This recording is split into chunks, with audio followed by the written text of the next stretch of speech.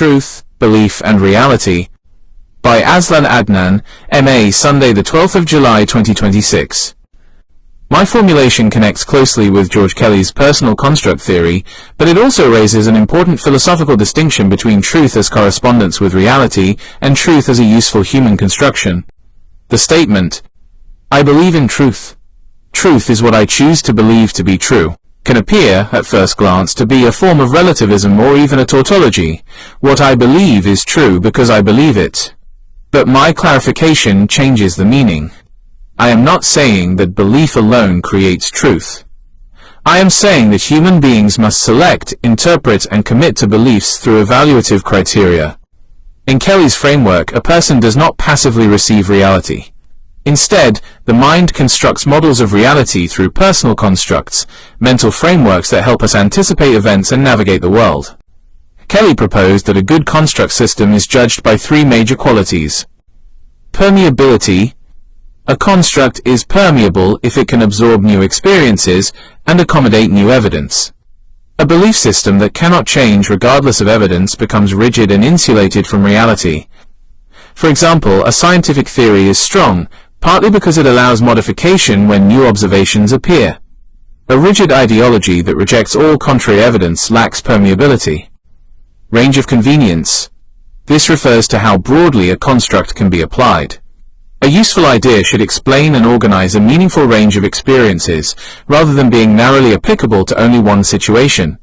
A theory that explains many observations has a wider range of convenience than one that explains only a small number of isolated events. Predictive efficiency. This is perhaps the most important test. A belief system should help us anticipate outcomes accurately. A model of reality earns credibility because it allows successful prediction. Science, for example, derives much of its power from predictive efficiency. Physics predicts planetary movements. Genetics predicts inheritance patterns. Epidemiology predicts disease trends. A belief that consistently fails to predict reality eventually loses credibility. Therefore, my statement can be interpreted not as, "Truth is whatever I decide it is," but rather, "The truths I accept are the constructs I choose after testing their ability to accommodate experience, explain reality, and predict future events." This position has similarities with pragmatism, particularly the ideas of William James and Charles Sanders Peirce, who argued that beliefs gain legitimacy through their practical consequences and their ability to survive inquiry. However, there is a critical philosophical boundary. A belief can be useful without necessarily being true. For example, an ancient civilization might have believed that illness was caused by spirits. The belief could provide psychological comfort and social structure, but it had limited predictive efficiency compared with germ theory. A false map may still help someone navigate a familiar route, but a more accurate map will perform better when circumstances change. Thus, predictive success is evidence for truth, but philosophers debate whether usefulness is identical to truth. A more rigorous formulation might therefore be, "Truth is not merely what I choose to believe, it is what I choose to believe after subjecting my beliefs to tests of permeability, range of convenience, and predictive efficiency. My chosen truths are provisional models that remain open to correction by experience." This places my view closer to fallibilism, the recognition that humans can pursue truth while accepting that any particular understanding may later be refined or overturned. In this sense, the scientist and the philosopher share the same discipline, not defending what they believe but constantly testing whether what they believe deserves to survive. Thomas Kuhn's concept of paradigms. Thomas Kuhn, 1922–1996, in his seminal 1962 work The Structure of Scientific Revolutions, introduced the concept of paradigms as a central framework for understanding the historical development of science. A paradigm, according to Kuhn, refers to a shared constellation of beliefs, values, techniques, and assumptions that defines the legitimate problems and methods of a scientific community during a given period. It functions as an overarching conceptual framework that shapes how scientists perceive reality, formulate questions, and interpret data.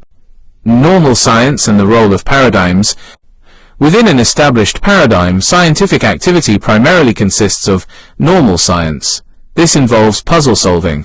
Researchers apply the dominant framework to extend its explanatory power, refine measurements, and address minor anomalies through incremental adjustments.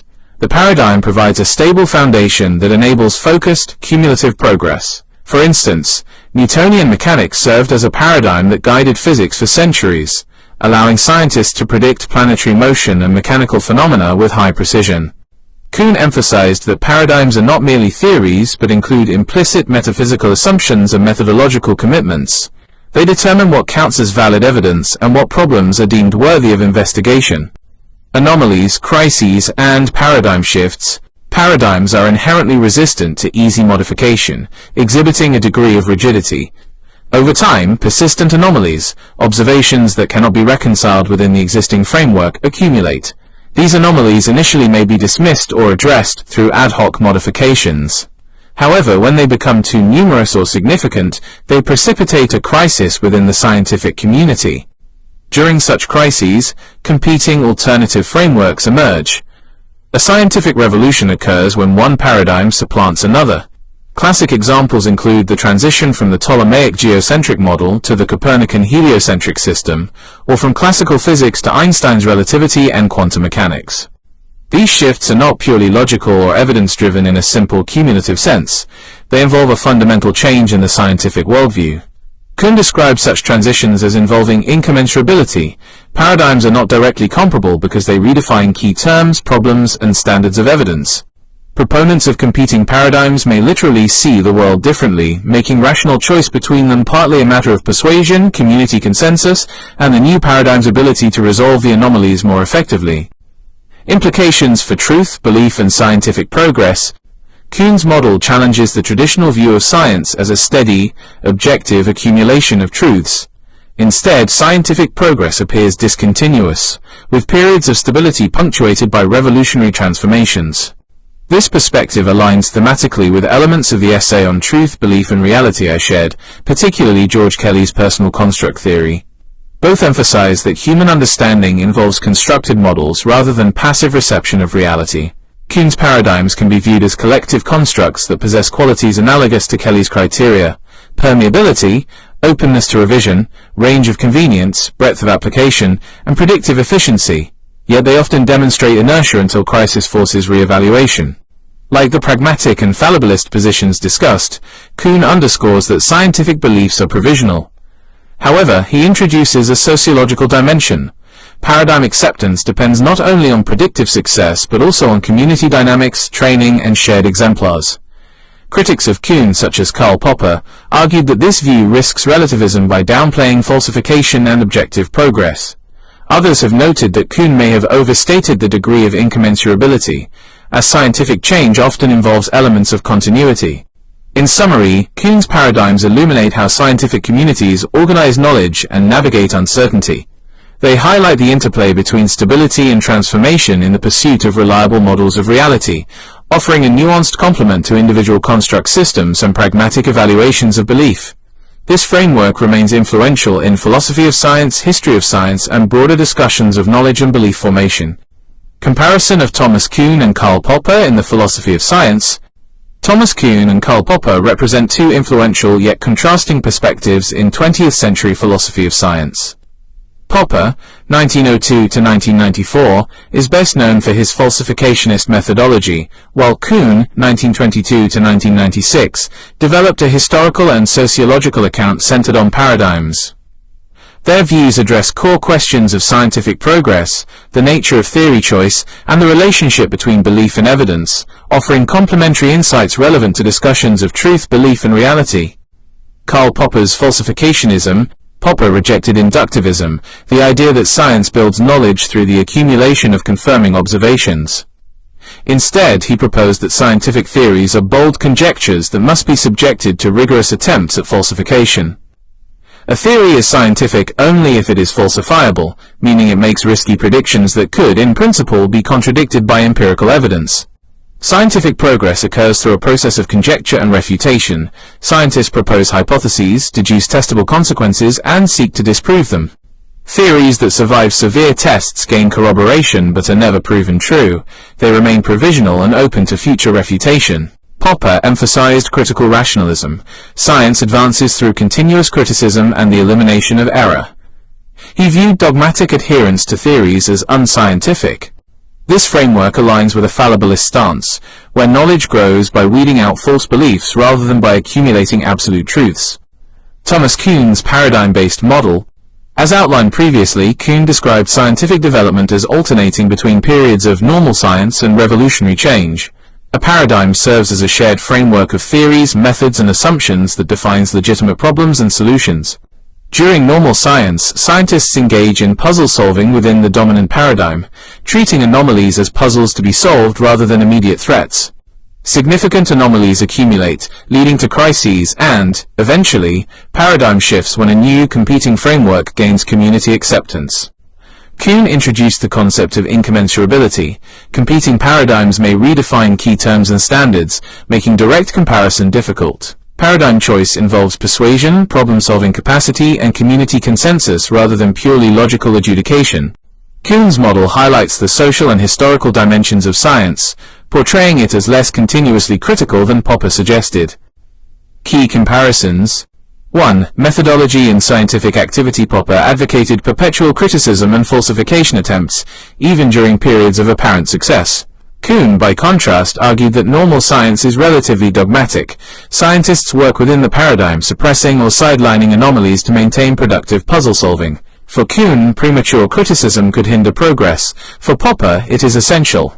2. Nature of progress. Popper envisioned cumulative, though provisional, progress through error elimination. Kuhn described discontinuous progress via revolutions, where old paradigms are replaced rather than incrementally refined. This leads to debates on whether Kuhn's view implies relativism, as paradigms are not judged by a neutral, external standard. 3. Role of anomalies and evidence. Both recognize that evidence can challenge theories, but they differ in interpretation. Popper treated falsifying instances as decisive opportunities for rejection. Kuhn viewed anomalies as expected and often resolvable within the paradigm until a critical threshold triggers crisis. Predictive efficiency and accommodation of experience, qualities emphasized in George Kelly's constructs and the earlier essay, play roles in both, yet Kuhn stresses community dynamics and problem-solving breadth more prominently. 4. Implications for truth and belief. Popper's approach supports a clearer distinction between useful beliefs and truth, with emphasis on objective testing. Kuhn's perspective resonates with pragmatic and constructivist elements. Paradigms function as collective constructs evaluated by their explanatory and predictive power, remaining open to revision. Fallibilism. However, Kuhn's incommensurability raises questions about whether truth can be assessed independently of the prevailing framework, a concern Popper would likely reject in favor of intersubjective criticism. Critics of Popper argue his model is overly idealized and does not match historical practice. Critics of Kuhn contend that his account underplays rationality and risks relativism. Later philosophers, such as Imre Lakatos, sought syntheses through research programs that incorporate elements of both. In relation to the themes of truth, belief, and reality, both thinkers support the view that beliefs should be selected and tested for permeability, range of convenience, and predictive efficiency. Popper provides a stricter methodological norm for individual and collective inquiry, while Kuhn illuminates the sociological realities of how scientific communities actually operate and transform their constructs. This comparison underscores the tension between idealized rationality and historical contingency in the pursuit of reliable models of reality. Truth, Meaning, and Reality. Bertrand Russell as the external constraint on George Kelly's personal construct theory. By Azlan Adnan, M.A. Sunday, 12 July 2026. Bertrand Russell's An Inquiry into Meaning and Truth, 1940, developed from his William James lectures at Harvard, provides a philosophical foundation that significantly strengthens George Kelly's personal construct theory. Whereas Kelly explains how human beings construct systems of meaning through which they anticipate the world, Russell explains the conditions under which those systems may legitimately be regarded as true. Together, they offer a more complete account of human knowledge, one that recognizes both the creative role of the mind and the independent reality against which every mental construction must ultimately be tested.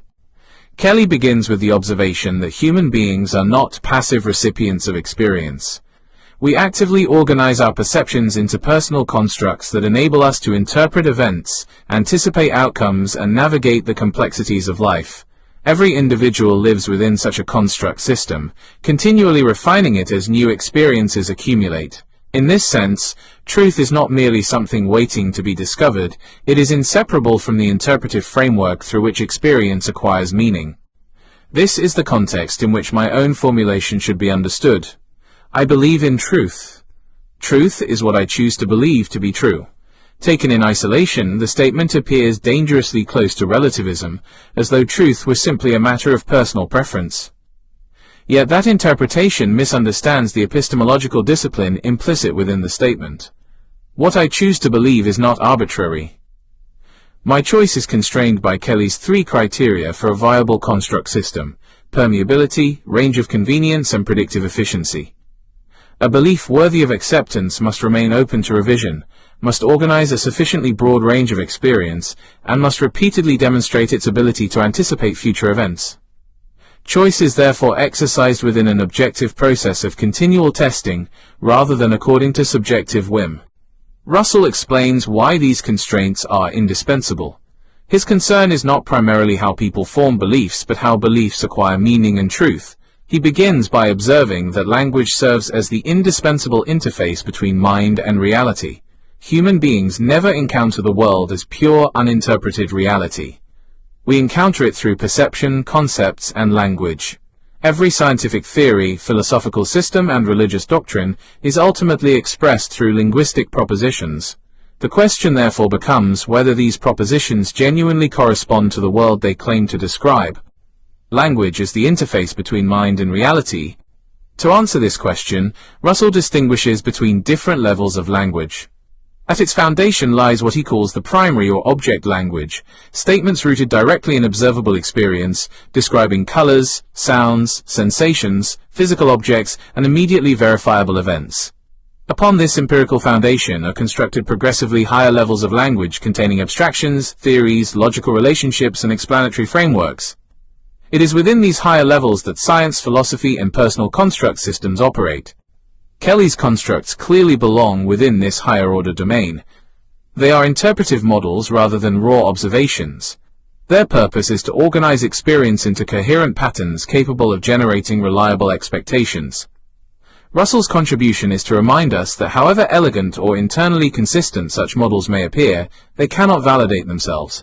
Every abstract system must ultimately remain accountable to the empirical world from which it originated. A belief system may possess perfect internal coherence, and yet be entirely detached from reality if its propositions fail to correspond with observable facts. The bipolarity of propositions and the limits of personal construction. This principle becomes even clearer in Russell's analysis of propositions. He argues that every proposition possesses what he calls bipolarity.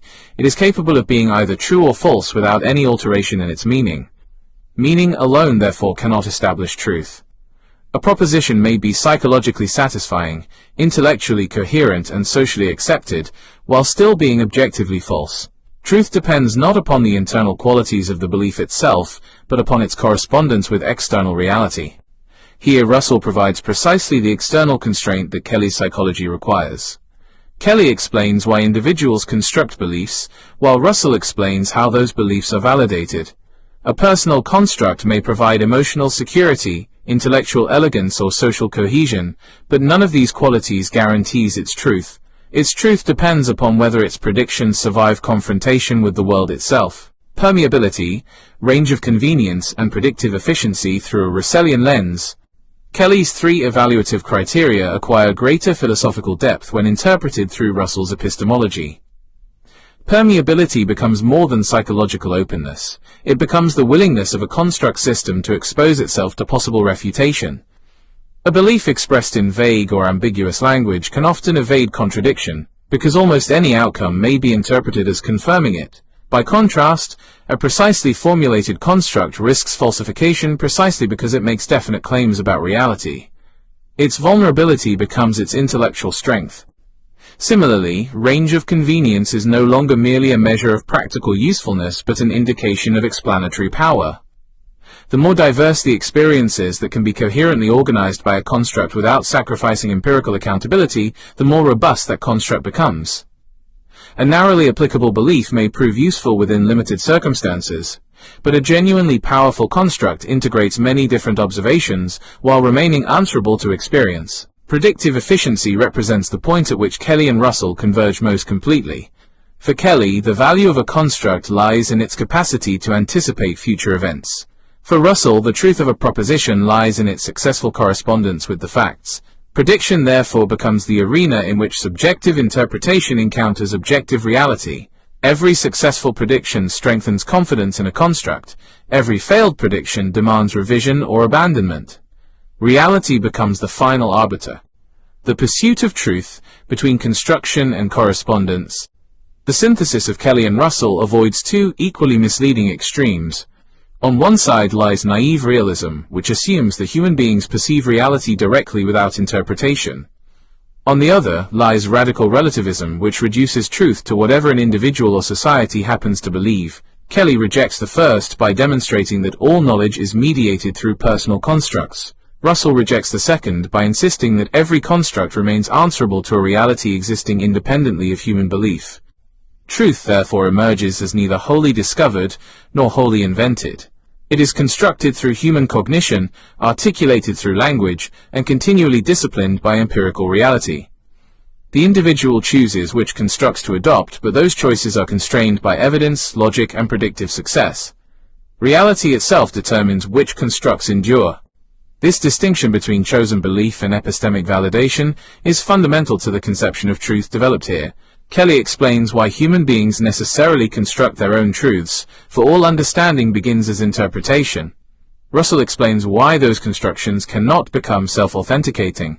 They remain permanently accountable to a world that neither our language nor our beliefs can alter. The pursuit of truth is therefore neither an act of passive observation nor an exercise in unconstrained invention.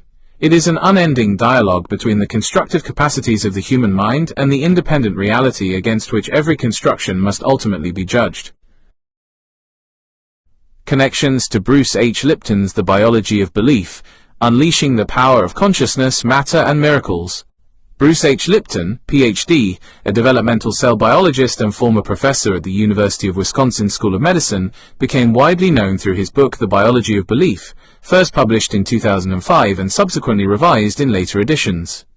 His work seeks to integrate molecular biology, developmental biology, epigenetics, systems theory, psychology and consciousness studies into a unified account of how organisms interact with their environments. Lipton's central argument challenges the reductionist doctrine of genetic determinism that dominated 20th century biology. According to that traditional paradigm, DNA functions as a biological blueprint that largely determines the organism's structure, behavior, and susceptibility to disease. Lipton argues instead that genes are not autonomous controllers of life but responsive templates whose activity is regulated by environmental information. In this sense, genes do not dictate destiny. Rather, they provide possibilities whose expression depends upon signals received from both the external environment and the organism's internal physiological state. Although some of Lipton's broader claims about consciousness directly influencing biology remain controversial and extend beyond the current scientific consensus, his emphasis on the importance of epigenetic regulation reflects a genuine transformation in modern biology. Epigenetics has demonstrated that gene expression is influenced by numerous factors including nutrition, stress, toxins, hormones, social relationships and other environmental variables. Lipton extends this principle further by proposing that beliefs, perceptions and interpretations themselves become part of the internal environment that regulates cellular activity. The cell membrane as the cell's information processor. A cornerstone of Lipton's thesis is his reinterpretation of the cell membrane. Classical biology often portrayed DNA within the nucleus as the brain of the cell. Lipton argues that this metaphor is misleading. DNA contains the instructions for manufacturing proteins, but it does not independently decide when those instructions should be executed. Instead, environmental information is first detected by specialized receptor proteins embedded within the cell membrane. These receptors function rather like sensory organs, receiving chemical, mechanical, and electromagnetic signals from the environment. The membrane then processes these signals through complex biochemical pathways before activating or suppressing particular genes within the nucleus. In this sense, Lipton argues that the membrane functions as the cell's information processing interface with its environment. The implication is profound. Genes are reactive rather than proactive. The environment provides information. The membrane interprets that information. Gene expression changes accordingly. Whether or not one accepts Lipton's broader conclusions regarding consciousness, this general principle that cells continuously respond to environmental signals through regulatory mechanisms has become one of the defining insights of contemporary molecular biology. Belief as part of the internal environment. Lipton's distinctive contribution lies in extending the concept of environment beyond the physical world. Humans do not respond merely to objective reality. They respond to their perception of reality. Two individuals may encounter precisely the same external event, yet generate completely different physiological responses because they interpret the event differently. A perceived threat activates the sympathetic nervous system, increasing cortisol, adrenaline, blood pressure, and inflammatory responses. A perceived opportunity activates physiological pathways associated with growth, learning, repair, and creativity. Thus, according to Lipton, beliefs become biological variables. They influence perception. Perception influences physiology. Physiology influences cellular signaling. Cellular signaling influences gene expression.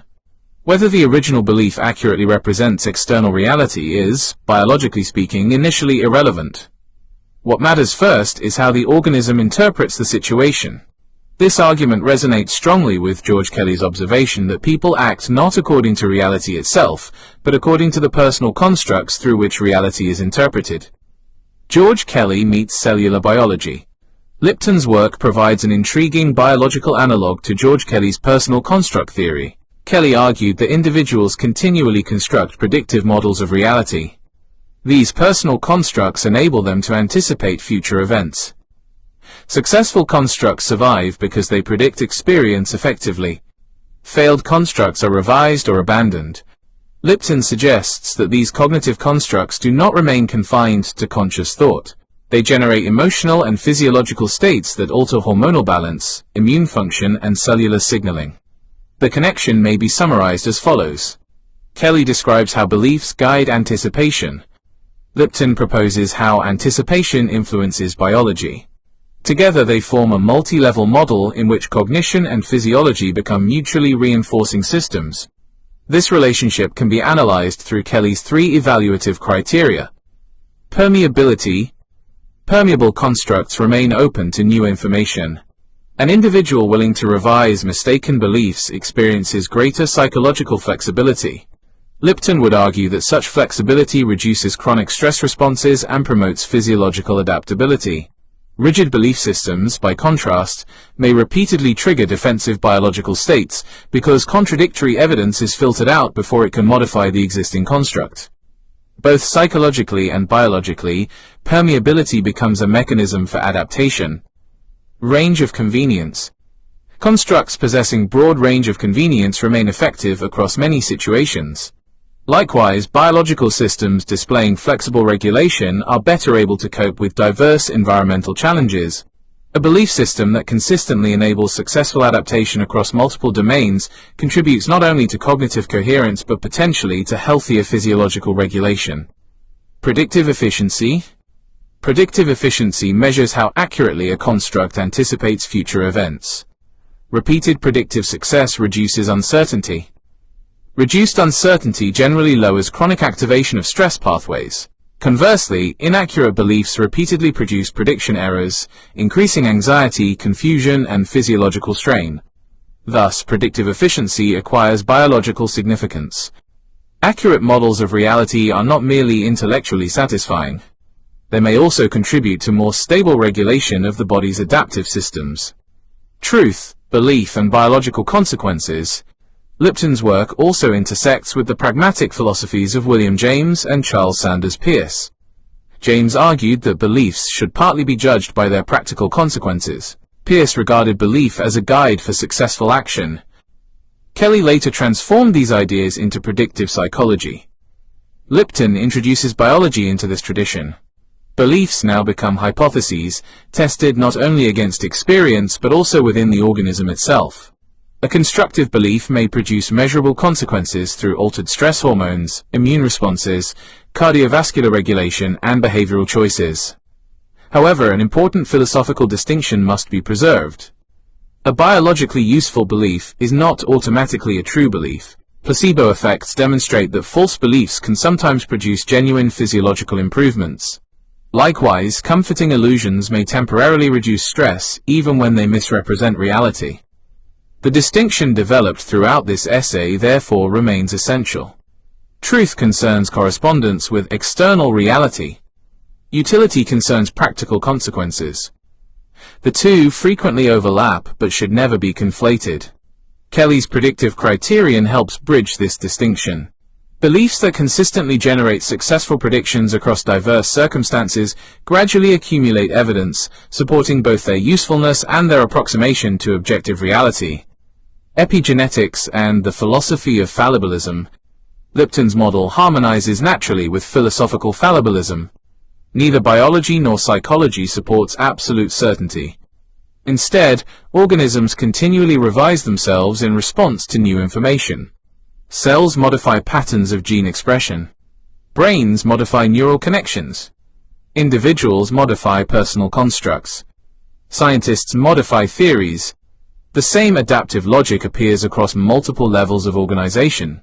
This echoes Charles Sanders Peirce's conception of inquiry as an endless process of approximation rather than the attainment of perfect certainty. Knowledge remains provisional because environments continually change. Successful organisms survive not because they possess immutable truths, but because they remain capable of learning. Lipton through the lens of Kuhn and Popper.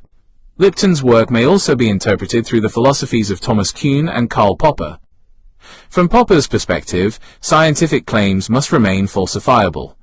Lipton grounds many of his arguments in laboratory observations concerning stem cells, membrane receptors, and cellular signaling. These aspects are open to empirical investigation and experimental verification. His broader claims regarding consciousness, however, remain more difficult to operationalize and continue to provoke debate within the scientific community. From Kuhn's perspective, Lipton represents part of a broader transition from genetic determinism towards systems biology and epigenetics. The Human Genome Project revealed that humans possess far fewer genes than originally anticipated. Attention therefore shifted from genes themselves to the regulatory networks controlling gene expression. Epigenetics became one important component of this emerging paradigm. Lipton extends that transition further by arguing that perception itself constitutes an important regulatory variable. Whether future evidence ultimately supports all aspects of his model remains an open scientific question. Bertrand Russell and the biological embodiment of meaning. The connection with Bertrand Russell is particularly illuminating. Russell devoted much of his philosophical career to understanding the relationship between language, meaning, belief, and truth. In an inquiry into meaning and truth, he examined how linguistic propositions acquire meaning through their relationship with experience. Lipton suggests an additional layer. Language influences thought. Thought influences perception. Perception influences physiology. Physiology influences cellular activity. Thus, propositions are not merely logical entities. They become biologically embodied. The meanings we assign to experience eventually participate in the regulation of the organism itself. Russell investigated how beliefs represent reality. Lipton explores how those same beliefs may become translated into biochemical processes. The bridge between philosophy and biology therefore becomes considerably shorter than traditionally assumed. Extending the framework of truth, belief, and reality, incorporating Lipton's work significantly expands the conceptual architecture developed throughout this essay.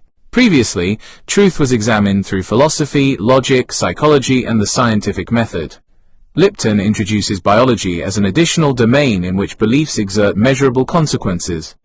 Reality influences perception. Perception shapes belief. Belief guides anticipation. Anticipation influences behavior. Behavior alters physiology. Physiology modifies cellular signaling. Cellular signaling regulates gene expression. Gene expression influences future behavior and experience. The entire system becomes a continuous feedback loop rather than a one-way chain of causation. This system's perspective strengthens George Kelly's personal construct theory by demonstrating that personal constructs may have consequences extending beyond cognition into the biological organization of the individual. Conclusion: Bruce Lipton's The Biology of Belief provides an ambitious attempt to connect molecular biology with psychology, philosophy, and consciousness studies. While some of his more expansive claims remain controversial and are not universally accepted within mainstream biology, his emphasis on epigenetic regulation and the dynamic interaction between organisms and their environments reflects an important shift in contemporary biological thought. Within the framework of this essay, Lipton's work offers a compelling extension rather than a replacement of earlier philosophical insights. George Kelly explains how humans construct predictive models of reality. William James and Charles Sanders Peirce explain why beliefs are evaluated by their practical consequences. Karl Popper reminds us that every claim remains open to falsification. Thomas Kuhn demonstrates how scientific paradigms evolve. Bertrand Russell anchors inquiry in the disciplined search for meaning and truth. Lipton adds a further dimension. Beliefs are not merely abstract intellectual constructs. They may also become biological events. The search for truth therefore extends simultaneously across philosophical, psychological, and physiological domains. The continual refinement of our beliefs is not simply an intellectual exercise, it may also be part of the adaptive process through which human beings optimize both understanding and health. The scientist, philosopher, and physician thus become engaged in the same enduring enterprise, constructing increasingly accurate, increasingly permeable, and increasingly predictive models of reality, while recognizing that every model remains provisional, open to revision, and ultimately answerable to experience. The author has placed this work in the public domain. It may be freely imported, exported, shared, distributed, edited, modified, or reformatted without explicit consent from the author. As a visually impaired person, the author asserts his rights under the Marrakesh Treaty to facilitate access to published works for persons who are blind, visually impaired, or otherwise print disabled. 2013, wipo.int. Early bird registration for my September 5th event is valid until July 31st for a minimum donation of 150 ringgit. Made before July 31st, you can attend my September 5th event. All proceeds for all your donations will be used not just for your meal for the day, but also for my various eye treatments and sponsoring some persons with disability to attend the event. From July onwards, it will be 150 ringgit until the end of July. Then in August, it will go up to 200 ringgit. Thank you.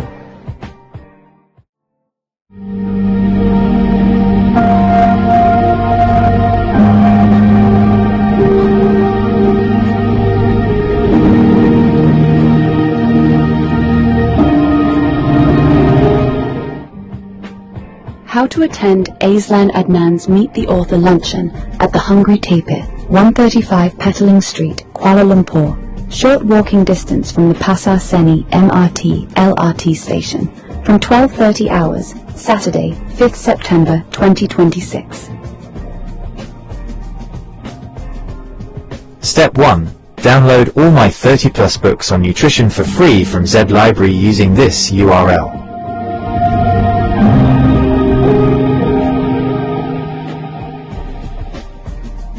However, there is a limit of 10 downloads a day from Z Library. The workaround is to download them, and 2,250 plus others, from my Optimal Health Community Telegram broadcast channel at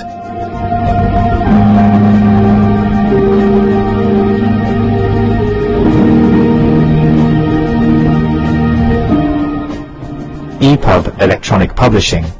All my free ebooks are published in .EPUB electronic publishing format. If you are still living in the dark ages and only know .PDF, portable document format, and never heard of .EPUB, don't worry. You are about to have a mind-blowing experiential learning journey. If you use an Apple device, .EPUB files open in the Books app. If you are an Android user, use Universal Book Reader or a similar app. If you need further instructions on how to read .EPUB documents, just ask your favorite AI app to teach you. If you have never used an AI app before, start with Grok, Gemini, or ChatGPT. Then move on to DeepSeek, Claude, or Kling later. Step 2. I have put all my books in the public domain, and you may share them freely. In fact, I strongly implore you to do so. Viralize them, make sure they reach every person who needs the knowledge contained in them. In Malaysia, the most recent data from the National Health and Morbidity Survey 2023 shows that 21.8% of adults are obese and 32.6% are overweight. This means the total combined rate is 54.4% of adults. Scary huge percentages of Malaysians are diabetic or suffer from other non-communicable diseases, NCDs. To be specific, in Malaysia, about 15.5% of adults have chronic kidney disease, CKD, up from 9.1% in 2011. Around 21.4% of adults aged 30 and above are at high risk of cardiovascular disease, CVD. Among older adults, about 8.5% have dementia, equating to roughly 260,000 people as of 2022. A nation is only as strong as its human capital. How strong can a nation be if more than half its population is fat, sick, and nearly dead? Of what good can you be to your family if you are fat, sick, and nearly dead? You owe it to yourself to be the best version of yourself that you can possibly be. Step 3. Read the books. Follow whatever advice that makes sense to you. If something doesn't make sense to you, or causes cognitive dissonance, you can ask me clarifying questions on the 5th of September. Also, be prepared to report on the 5th of September what improvements in your health you have noticed. So far, one person has seen her total cholesterol level drop from always above 5 to 4.6. Another has resolved a chronic constipation issue. I have written 2 books on human stool classification and stool analysis. Another person who wakes up every morning with a white layer of mucus on her tongue for more than half her life now wakes up with a clear tongue. Step 4. Make the minimum donation by the required dates. The longer you prevaricate, the higher the minimum donation gets. Minimum donation per pax: 100 ringgit for donations received by June 30th, 150 ringgit for donations received by July 31st, 200 ringgit for donations received by August 31st, 500 ringgit for donations received by the 5th of September and for walk-ins. Places are limited. However, I do not wish to deprive anyone. If enough people register, we can take over the whole restaurant, so make your donations early to reserve your place. Purpose: your donations will go towards sponsoring persons with disability, PWD, to attend the event and also towards my various ongoing eye treatments. Sponsorship: if you run a business and wish to promote your business, you can sponsor door gifts, gift vouchers, or even cash. A writer and researcher in nutrition science, Azlan has authored dozens of books on plant-based bioactives, antioxidants, and the chemistry of whole foods. In this session, he will lead a dynamic Ask Me Anything on Nutrition session. All 30 of his nutrition books are in the public domain and are downloadable at the link below.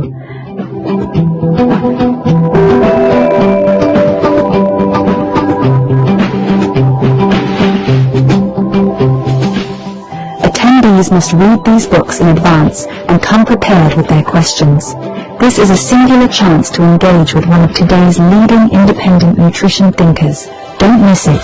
A healthy, whole food, plant-based lunch with the menu curated by Azlan Adnan will be served. No need to write your name and the reference of the bank transfer, as it will automatically be displayed, but include your phone number in case we need to contact you for any last-minute changes.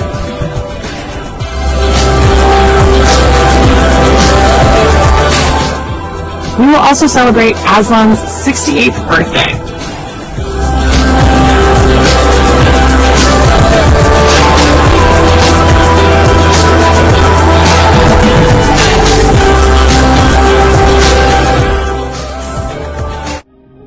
Some of you have been wondering why a YouTube channel devoted to green political philosophy and ideology would address health issues. The stark facts are these. Data from the National Health and Morbidity Survey in Malaysia 2023 shows that 54.4% of adults are either overweight or obese, with 32.6% classified as overweight and 21.8% as obese. Abdominal obesity, per Roy, was also reported at 54.5%. Compared to 2011, the combined prevalence of overweight and obesity has increased from 44.5% to 54.4%. According to the same survey, 15.6% of adults in Malaysia have been diagnosed with diabetes, kencing manis. Additionally, about 21.4% of Malaysian adults aged 30 and above have a high 10-year calculated risk of developing cardiovascular disease, CVD, sakit jantung. In Malaysia, precise prevalence data for diagnosed CVD is somewhat limited. Data from 2010 to 2021 indicated that 16.6% of all registered deaths were due to CVD.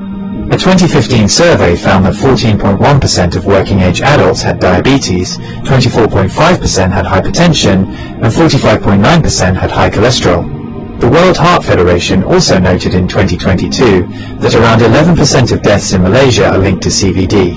In 2011, the prevalence of chronic kidney disease, CKD, sakit buah pinggang, was 9.07%. A nationwide study in Malaysia in 2018 estimated that 15.48% of adults, over 5 million people, have CKD. It really is alarming. These numbers are striking, especially when you consider how rapidly they have grown over just a decade. It is a massive public health challenge. In light of these statistics, the implications for nation building and capacity building are stark. What value does a nation have if more than half its population are fat, sick, and nearly dead?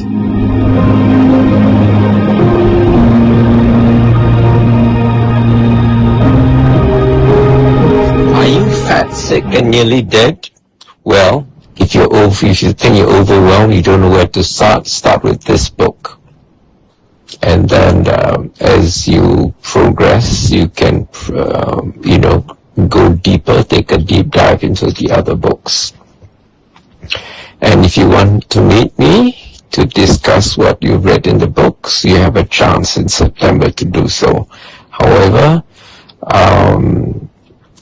there are 5 places already been taken up, and there are limited seats, so the sooner you register, the sooner you'll reserve a place for yourself. Attendance is by donation, so details are in the video. Important note on event registration fees. Early bird. Donation received between the 1st and the 31st of July 2026. Minimum donation of 150 ringgits. Normal registration. Donation received between the 1st and the 31st of August 2026. Minimum donation of 200 ringgits. Late registration. Donation received between 1st to 5th September 2026. Minimum donation of 500 ringgits. All proceeds after deducting third-party costs will go towards Azlan Adnan's various ongoing eye treatments to hopefully reverse or at least arrest his macular degeneration, cataracts, photophobia, mydriasis, dry eyes, and etc. This is mission critical as, if his vision fails, he'll no longer be able to produce, edit, or upload videos. Your voluntary contributions and donations are a critical success factor. As such, your generosity, empathy, compassion, and kindness are well and truly appreciated. We thank you in advance for your invaluable help and assistance in making this event a resounding success.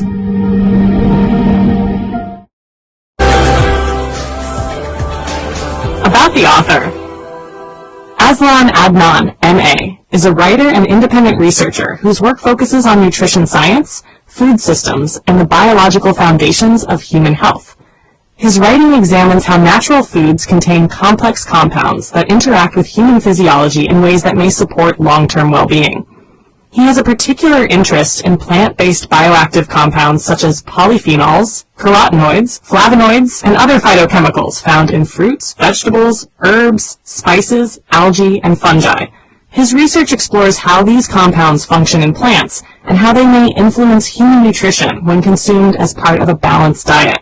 Azlan approaches nutrition from a multidisciplinary perspective, drawing on biochemistry, plant biology, and public health nutrition. His work aims to translate complex scientific concepts into clear explanations so that readers can better understand the nutritional value of everyday foods. He is the author of several books examining natural sources of antioxidants and other dietary compounds. Author of the Antioxidant series, Antioxidants in Herbs and Spices, Antioxidants in Algae, Microalgae, and Fungi, Antioxidants in Fruits and Vegetables, Antioxidants in Nuts and Seeds, Antioxidants in Berries. Author of the Nutrient series, Macronutrients, Volume 1, Carbohydrates, Macronutrients, Volume 2, Lipids, Macronutrients, Volume 3, Proteins. Micronutrients, Vitamins, Trace Elements, and Minerals. Anti-nutrients, the hidden blockers in your food. Phytonutrients, the quiet power of plants. Water, the forgotten fourth, a macronutrient you can't ignore. Other books on health and nutrition. Tuber's briefing paper, 2nd edition. Aslan's 5-Powder Manifesto. Eating the Greek Way, how cultural habits support health without trying. Ideology on a Plate, how Robert F. Kennedy Jr. turned U.S. dietary guidelines into a scientific farce. Maslow in 2026, a practical guide to actual needs, not scrollable wishes. These works form part of an ongoing series exploring the chemistry, biological roles, and nutritional significance of bioactive compounds in plant foods. Through his writing, Azlan advocates a practical food-first approach to nutrition. His work emphasizes whole foods, dietary diversity, and balanced eating patterns, rather than reliance on isolated nutrients or supplements. He holds a Master of Arts in International Business and Management from the University of Westminster in London, and writes extensively on nutrition science, health, and food-based approaches to long-term well-being. Azlan Adnan, the quiet revolutionary of real food writing. Azlan Adnan, M.A., is a Malaysian polymath who spent decades turning food into philosophy. Raw, unfiltered, no hype.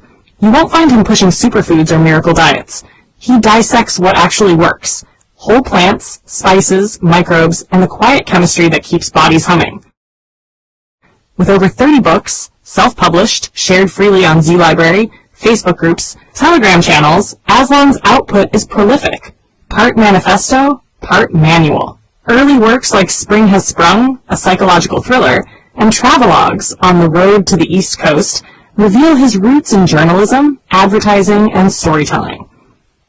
But nutrition became his mission. Educated with a Master of Arts in International Business and Management from the University of Westminster, London, he taught at the School of Management, Royal Holloway, London, while pursuing doctoral research in business strategy and environmental management, specializing in the international timber trade. That academic backbone, rigor, systems thinking, sustainability, bleeds into his food writing. No fluff, just evidence. The core series, the Macronutrients Trilogy, Volume 1 on carbohydrates, glucose, fiber, metabolism, Volume 2 on lipids, fats, omega-3s, inflammation, Volume 3 on proteins, repair, enzymes, muscle. Then micronutrients, water, and anti-nutrients, the plant world's double-edged sword. Anti-nutrients are naturally occurring compounds in whole foods, phytates, oxalates, lectins, goitrogens, that can bind minerals, block enzymes, or mess with absorption. They evolved as plant defenses, but in us, they steal iron from spinach, calcium from kale, or spike gut irritation from raw beans. Variety wins. 30 plants a week, not monodiets. Raw's romantic, but cooked smarter. Add spice blends like Aslan's 5-Powder Manifesto, turmeric mixes for real anti-inflammation, and you've got a library that says, eat wide, not weird. Why release it all into the public domain? Because knowledge isn't currency. It's oxygen. Azlan watched corporations gatekeep health, paywalls on papers, patented supplements, proprietary blends that hide what works. He refuses. His books aren't for sale. They're for spread. No DRM, no ads, no ego. Just files anyone can download, print, share. He says it plain. If one person in a kampong swaps white rice for brown or steams kailan instead of boiling it, that's the win, not royalties. He's no gatekeeper. His Facebook, Azlan Green Party, Instagram, and YouTube drop bite-sized truths. Traffic light WFPB guides, eye health talks on looting, vegan journeys. He credits tradition, curries, forest mushrooms, seaweed from tides, and lives it.